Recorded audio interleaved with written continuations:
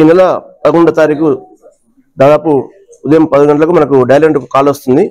దాని ప్రకారం మన ఏడుపాయల ముకుల్చారం మండలం ఏడుపాయల రూట్లోని 3వ బ్రిడ్జి అవతల ఉన్న గాలి అనిల్ కుమార్ వెంచర్ ఉంటుంది. దాని వెనకాల అడవి ప్రాంతంలాగా ఉంటుంది నిర్మానుష్యంగా. ఆ ప్రాంతంలో ఒక మహిళను ఎవరో రేప్ చేసి కొట్టినట్టుగా ఉన్నది. దాంతోపాటు కట్టేసి బాగా కొట్టారు.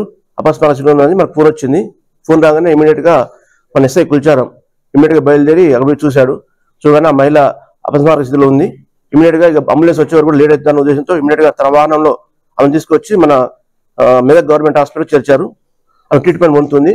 కానీ ట్రీట్మెంట్ చేసుకుంటే మధ్యలో ఆమెకి ఏమైందా కొంచెం సీరియస్ అయ్యే వరకల్లా ఆ హాస్పిటల్స్ డాక్టర్స్ ఏం చేశారంటే ఆమెను హైదరాబాద్ రెఫర్ చేశారు. దీనికి సంబంధించి ఆమె హైదరాబాద్ తీసుకెళ్తున్న క్రమంలో మార్గ మధ్యలో చనిపోవడం జరిగింది. సో దీనికి సంబంధించి ఇది తీవ్రమైన నేరం కాబట్టి రేపు ఉన్నది, గిరిజన మహిళ, రేపు మర్డర్ 2 ఉన్నాయి గిరిజన మహిళ కాబట్టి దాన్ని చాలా సీరియస్ తీసుకొని మనం టీమ్స్ ఫామ్ చేశాం. దీనికి సంబంధించి additional SP Mahender, additional SP గారు, అలాగే డిఎస్పీస్, 2 డిఎస్పీస్, 3 సిఐస్, అలాగే 7 ఎస్ఐలు, ఇతర సిసిఎస్ సిబ్బంది అందరూ కలిసి దాదాపు 30 మందితో మనం టీమ్స్ తయారు చేశాము. ఆ టీమ్స్ ఒక్కొక్కరికి ఒక చెప్పాము. దానిలో భాగంగా సీసీ కెమెరాస్ గురించి చూడమని చెప్పి మనం 2 టీంలు నియమించాము.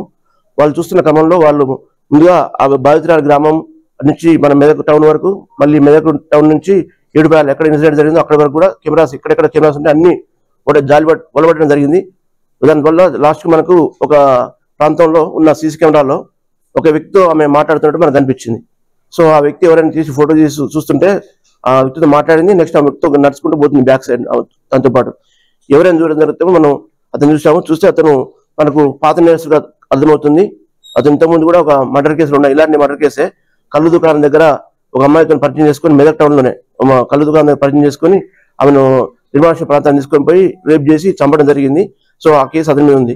సో ఇది కూడా అదే టైప్ లో ఉంది కాబట్టి మనం ఇమీడియట్ గా అతన్ని విచారిస్తే అతడు అది నేరం తన చేసిన ఒప్పుకున్నాడు. సో అది ఎట్లా చేశాడంటే ఆ రోజు వినాయక వెన్స్ దగ్గర ఆ అమ్మాయి ఎవరైతే బాధితురాలున్నో ఆమె పేరు కమల ఆమె.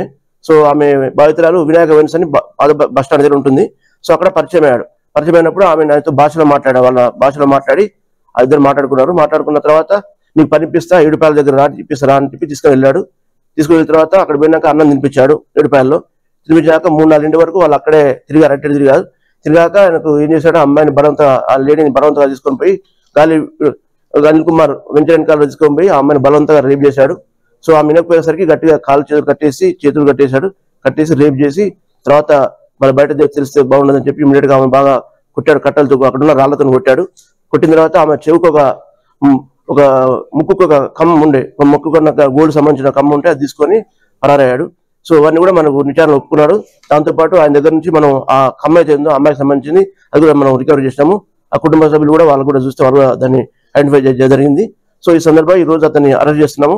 సో దాంతోపాటు ఇతని పైన